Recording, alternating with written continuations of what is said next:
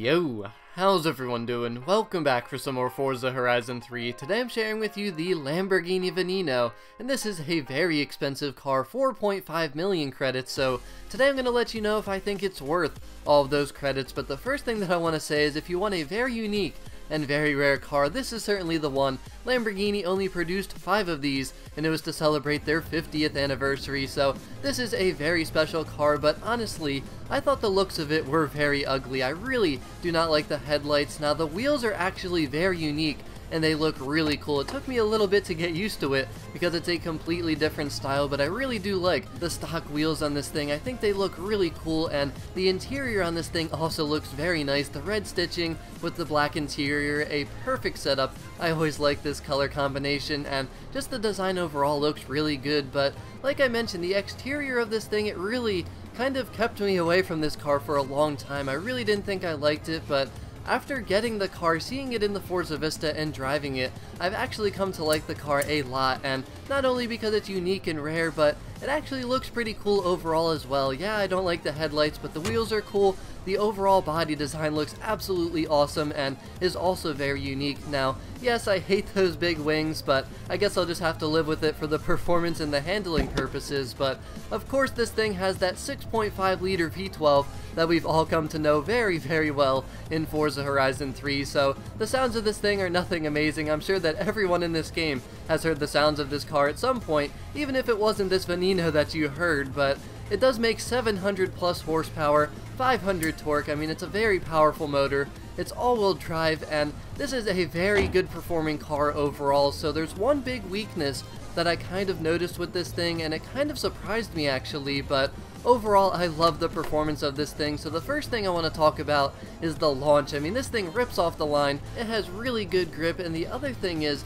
the gear ratios are set up like perfectly. First gear, it's not too long, but it's also not too short. It's a perfect balance, and the gearing overall feels very good. It has a 7-speed transmission, and the car shifts pretty quick with no upgrades, which is really nice to see. So the acceleration on this thing is also very good. If you saw the 0 to 60 and 0 to 100 times in the very beginning, they are very competitive. Now there are S2 cars out there that are faster, but this thing is not maxed out. It's not at the top of the S2 class, and there is room to make this thing faster, but the top speed is about 220, which I'd say is about average for where it's at in the S2 class. There's certainly faster cars out there for sure, but the one thing that sets this car apart is the handling characteristics. Now, we already talked about the grip off the launch, which is very good, but even in the rain, going around turns pretty fast, this thing grips very well, really well actually. Had no problem with the grip whatsoever.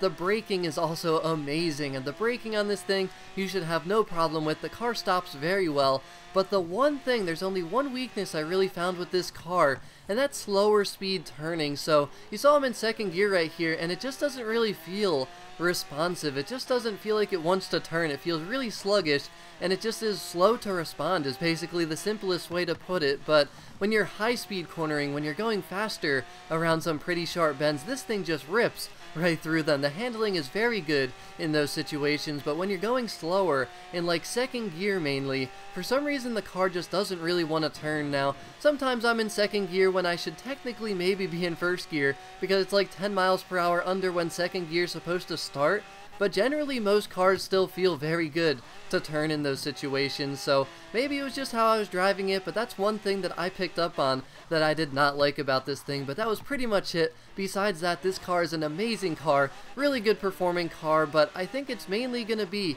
for high speed sprints, kind of like the Centenario, which this car has a lot of similarities if you can't just see it from the taillights. But overall, this thing has a wicked design. It's a very good performing car, and I certainly do think that yes, it is worth that 4.5 million credits in Forza Horizon 3. It performs very well, very good handling, fast enough, and it will only get better with upgrades. So I cannot wait to upgrade this thing, make a tune for it, and see how it compares to the Centenario and also the Porsche 918. But let me know what you think of the Veneno. As always, thank you very much for watching.